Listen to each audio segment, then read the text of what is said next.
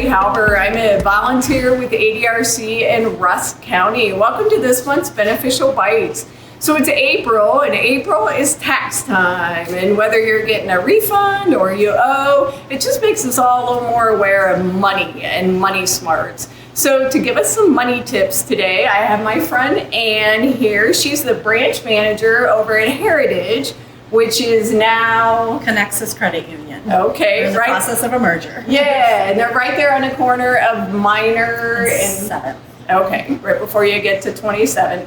And so Ann, when we talked about her coming on the program, she said she was interested in a snack for her kids to play sports that's easy to make, right? And high in protein. And so today we're going to have the recipes in the source. We're going to feature bananas and banana protein balls. And this is a no-bake recipe that's pretty easy. So bananas are actually really, really good for us. They're a great source of potassium. And if you're one of us, like myself, that struggle with high blood pressure, potassium is really good to help regulate your blood pressure. It's also good if you have any kind of kidney issues. And then bananas are wonderful for our digestive system. They have a lot of fiber in them. That's actually what makes them nice and spongy. And they're a good, they help our healthy bacteria in our guts. So, but one of the reasons I hesitate in buying bananas is because I like them when they're nice and green. And so quickly, they turn like this, and then you don't know what to do with them. And so this is a great recipe to use your overripe bananas. So what we've done is just peel a banana and mash it up. That's the first step. And here's a little tip, if you didn't know, it's actually easier to peel bananas from the bottom than the top. So if you're gonna eat a whole banana or cook with it, try peeling it from the bottom. So to that, we're going to add some peanut butter. We have 3 tablespoons of peanut butter here that we're going to throw in here. And if possible, I know not everybody likes this natural peanut butter that you have to stir, but it doesn't have anything else added to it. Whoa!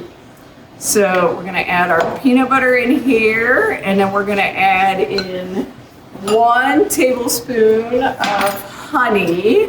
And like we've talked about in the past, if you can get local honey, especially if you have allergies, this time of year, the allergy season starts, and the local honey can help us with our allergies. Okay, so as I stir this up, and can you tell me what recommendations you have for our seniors to help them with their banking, and especially as they get a little older, Sure. a little more forgetful? What do you find? So my first recommendation, or my first thing to tell you, is to start early. Start the conversation with loved ones or a close friend who may be willing to help you. Start it before there's problems, before there's any type of incapacity. Before you need it. So waiting for you until there is an incapacitation, or if you're hospitalized and unable to take care of your own banking needs, it's too late. So your loved ones may be required to get a guardianship, which means going through the court system. Whereas if you take care of things first, it really does prevent the guardianship from happening or being needed. So I also want to state, I'm just giving you a high-level overview, but I would recommend seeing an attorney, an estate planning attorney, if you ever do have more specific questions. But a couple things you could do is to designate a power of attorney. Mm-hmm. The power of attorney has several different types. It really depends on your needs, what your situation is. So make sure if you do get a power of attorney that it is referring to a financial power of attorney. Mm-hmm. There is a medical side to this, but for our purposes, we are dealing with just the financial side of things. And what that does is it allows somebody to legally act on your behalf. And the power of attorney does stay in place until it's revoked or until there is a death, and it ends at the time of death. So that's important to remember. So there should be plans for after the time of death.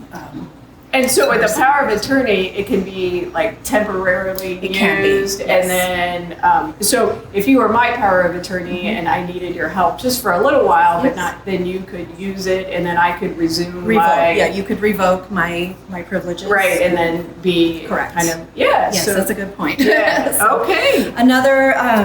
Another way to have help with banking needs is to have a joint owner added to an account. Okay. So this would need to be somebody that you trust because you are giving them complete access to your account. With Heritage and the way we run things, that is not a revocable, not a revocable thing. You can't just take somebody off of an account. The account could be closed, but it is a permanent thing. So there's some advantages and disadvantages to a joint owner. So they can, that person can help you pay bills. They can help with emergency medical needs. Let's see. The funds can be accessed after the time of death. If there is a joint owner, that person remains the owner. But there's also risks involved. Right. If the joint owner has financial problems, the funds in your account could be accessed, which is it's a risk that you want to be aware of. This would be probably problematic in the case of a bankruptcy, divorce. Or if funds got garnished, if I added you to my account and for whatever reason. Tax levies. Yep. Oh, tax. There we go. Again. So those are a couple of the ways that you can get help with your accounts. Yeah, and you guys walk people through, right? We do. The important thing is to know that you're real open for people to come in, and it's situation specific. Kind of walk through, and like you said early on, really get in and pre-plan what's best for your particular situation. Yep, and back to the power of attorney, there is something called a springing power of attorney where it can be invoked at the time of need. So if the person is no longer, the account owner is no longer able to manage their own affairs, then the power of attorney can take place. Okay. Take effect. Oh, good. Wow. All right, so now we're going to add our dry ingredients, and we're going to use some protein powder here. And the recipe calls for vanilla protein powder, but you could use chocolate. This is a plant protein. There's also whey, different kinds of protein powder. But here we have a plant protein, 21 grams of protein here per serving. So we're going to add 2 tablespoons of this in here. And we tried we have a little sample batch of these, and they really do give you, they're nice and filling and give you some nice energy. So now we're going to add cinnamon. The recipe calls for 4 tablespoons of cinnamon, which I like my cinnamon, but that is too much. So we're going to add 3, and it still has a nice cinnamon flavor, but not quite as much. And then, as we learned in February, the tea episode, cinnamon is very good for circulation.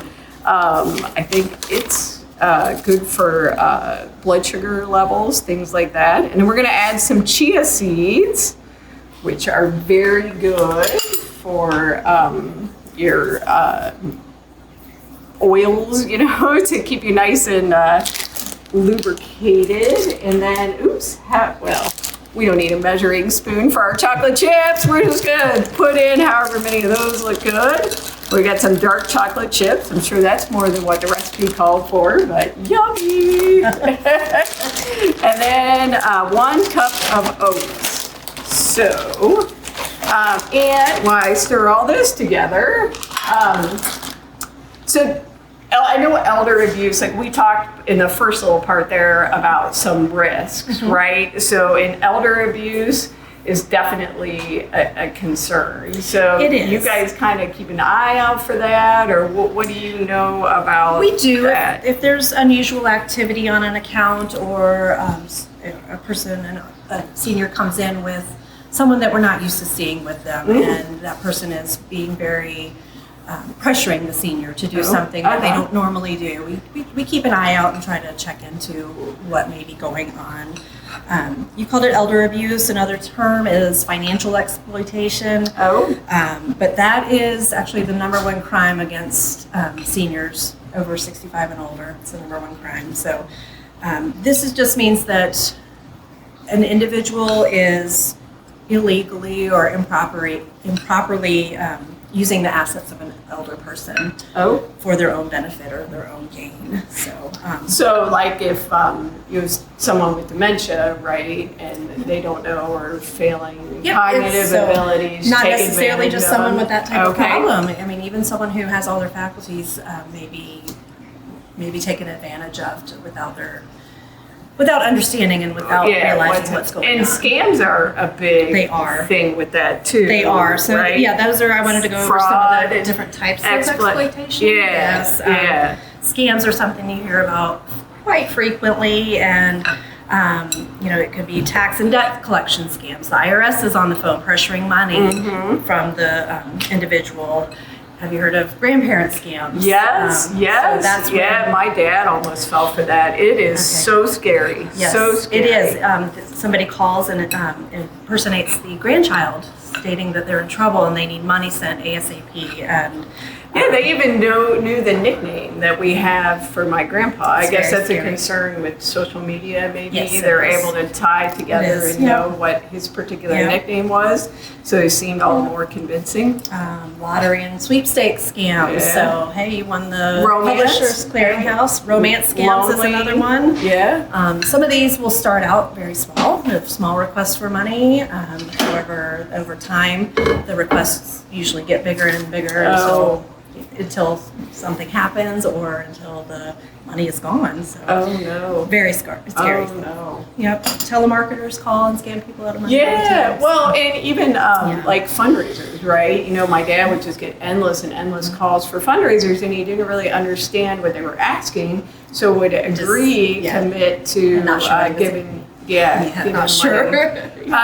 Okay, so this is the trickiest part of this whole recipe, is now turning it into these beautiful balls, pardon my reach. So a tip that they had was to use a little bit of coconut oil, so that flavor goes with the flavor of the balls. And so I just greased my scooper, and I highly recommend using a scooper here. And as I start to do this, you will see how messy it gets. But so we're just gonna scoop these and make balls, and then we're gonna put these in the fridge for up to 2 hours before we eat them, and then they're gonna set up, and then they last just in the fridge for, you're gonna eat them before they go bad, I hope. So probably up to a week, or I don't know, the bananas might go bad, but maybe eat them within a few days. Right, and it makes about 15 balls. And so if someone is the victim of exploitation or fraud or something, then what do they do? The best thing for them to do is to go directly to the financial. Sometimes we will recommend a police report if the situation warrants. But as the financial, we're going to help the person recover from that. If there is any type of dispute that can be done, we would help with that at that point. But most importantly, I think it's very important to just always be suspicious. That's one way of putting it, or drilled into our heads at the credit union is stop, look, and think. Stop if somebody's asking you for something that doesn't make you feel comfortable, or if they're asking you for information that you shouldn't be giving out, your social security number, your date of birth, your bank information. Any company that you have a working relationship with will already have that, so nobody's going to call and ask for that information. Look is to look at what you're receiving. So if it's an email, where's this email coming from? Do I know this person? Why are they asking me for the information? And then think about what's being asked, and what should I do is the best thing to do. So you can always you can always call back a company, look up a phone number and call them back if you want to make sure it is legitimate. Good. Okay. Yeah. See? Messy. Wow. So, like I said, we're just going to put these in the fridge. Is there anything else you wanted to add? This was super helpful. I really appreciate you coming. And like you said, you and I know all the other bank managers in town. It's the beauty of being in a small town, super accessible, and you'll meet with people and help them with whatever their questions are. Yes, always so. Yeah, but just don't be afraid to ask for help. Good. Find a trusted person that's either at your bank or a family member. Communicate, be open, and don't be afraid. So that's all. All right, so let's see how we did here with our mess. 1, 2, 3, 4, 5, 6, 7, 8, 9, 10, 11, 12, 13, 14. That's how many I had in my first batch, too. All right. All right, you want to try one? Oh, yeah. Okay. All right, well, thanks. Yeah. So next month, we're going to talk about edible flowers. It'll be May. We're going to do some garden planning and talk about edible flowers. So you're on the spot. What do you think? You like them? You think your kids will like them? Mm-hmm. Yay! All right, we'll see you next month. Bye-bye.